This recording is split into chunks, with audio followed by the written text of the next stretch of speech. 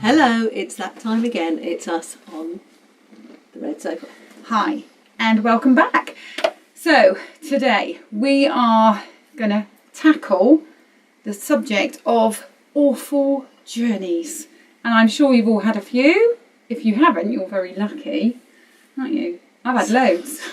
Funnily enough, actually, as you were saying it, I was thinking about trying to get back home from a visit to Kent on a very frozen evening when it was snowing hard. And I think I was alone in the car. Maybe I had James, maybe I had a small James. This is a few years back. And just trying to get back here and the car slipping everywhere, and Scary. It was quite an alarm. And you know when you're driving in the dark, particularly with snow, it's really hypnotic as well. It sent you off to sleep. Yeah. I hate it. I've had a few journeys like that. But that wasn't my awfulest journey. No. Have you got an awfuler? I've got an awful journey. Well, my awful journey was when my brother-in-law and my sister-in-law wanted to move house to here. And we knew they didn't have very much money. So we decided that we would offer to take our old horse lorry up and we would move house for them. All the roads to hell are paved with really good intentions. Yes. Sounds like a good thriller. You can see this is going right. So we took the horse lorry up. They're in Manchester, we're down in Gloucestershire, so it's a good old trek. Took the horse lorry up, loaded up with the contents of their house. It all went really, really well. And then it's decided that we are going to split up. I will drive the horse lorry back to here with Wendy on board, who I barely knew. And Kevin is going to come back, I presume, in Graham and Wendy's car. I think that's probably... So boys together, girls together. That's fine. So we were in Macclesfield. I say Manchester, we were in Macclesfield. We drove up the road. Before we got onto the motorway, we realised we had a problem. And we had a flat tyre on the horse lorry.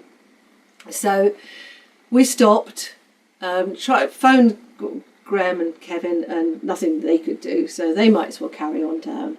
And we waited, contacted the insurance company, and we waited for somebody to come out. So we waited an hour, and out they came. In fact, it might have been 2 hours. And out they came, and they replaced a tyre. We then went a little bit further up the road. So 2 hours has now gone by. The traffic is rubbish. We got further up the road. This is a lesson about how healthy your horse lorry needs to be. Got a bit further up the road. We're now on the motorway, and something else goes. And I can't remember what it was, but it was something noisy, bangy. So we then had to wait a further 2 hours for something else to be fixed on the horse lorry. This horse lorry has never given us any trouble. I'm a bit in awe of your mechanical phraseology here. What a thing. Bangy noisy, yeah. A baggy, noisy thing. Yeah. Sounds serious. I can't remember what it was, but it's just quite a few years ago now. It's 20 years ago now. But so we waited for another 2 hours, and they fixed it and they got us going. And we had originally targeted to be back down in Gloucestershire at 1 o'clock in the afternoon. And as time's going by, we realise it's getting later and later and later and later. It's the bleak midwinter. It is wet. It is cold. We finally got down here at 9 o'clock in the evening. Now, we were supposed to get down here at 1 o'clock, unload, get them in, take the lorry back to our house in Oxfordshire so that we could get our horses fed and in and goodness knows what. Becomes apparent that we ain't going to get back there. So we're now phoning friends and organising friends to go and sort out the horses for us. And fortunately, lots of kind people stepped in to help.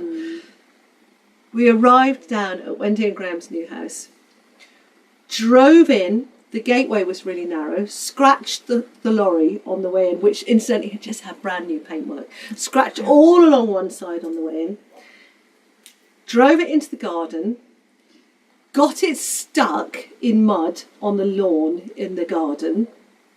So then a local person who we've never met, who just happened to be chugging along on his tractor, very kindly came and rescued us. Oh, there's some nice people around. There's some nice people around. He came and got us out.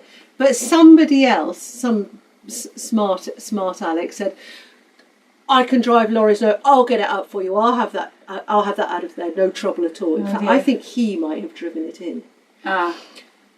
Anyway, scratched on the way in, scratched on the way out, and finally we went to go home. Oh my God. We realised on the amount that we'd spent, A time. we might as well have paid for a removal company for them.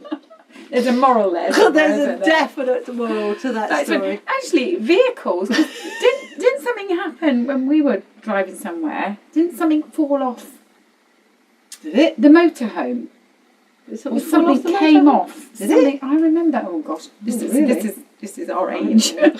Something definitely happened when we were something, and Did it? yeah, I can't remember what it was. So we won't tell that story. Okay. Then. I've had a few awful ones, but I remember specifically driving back and forth to university and back to Hertfordshire. There were some horrendous journeys, and I remember stopping once when I was only very newly qualified because I was very tired. And they do say to Newly stop qualified. if you- Is this as a police officer? driver as a driver. As a driver. Yeah, sorry, Oh, as a right. driver.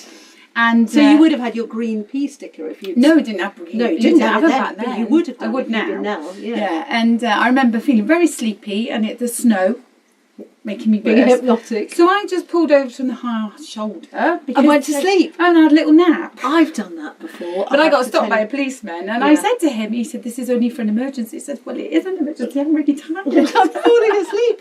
I did that on the M2. And they were really, really nice to me. I'm sure they wouldn't be as nice to, but this was a long time ago. Yeah, no, same. I reckon I did it probably in about 1987, 1986, something like that. Yeah, would have.